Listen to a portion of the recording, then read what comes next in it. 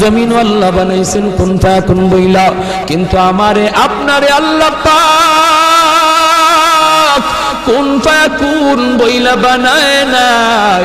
আমাকে আপনাকে যখন আল্লাহ বানাইছে, খালাকতু বিয়াদাইয়া, আল্লাহ বলে আমি আমার নিজের হাত দিয়া বান্দা বান্দিরে বানাইছি। কারণ এই চেহারার মধ্যে এত দামি কপাল, ওই কপাল দিয়া বান্দা আমার কুদরতি কদমে সাজদা দিবে। এই কপালটার এত দাম।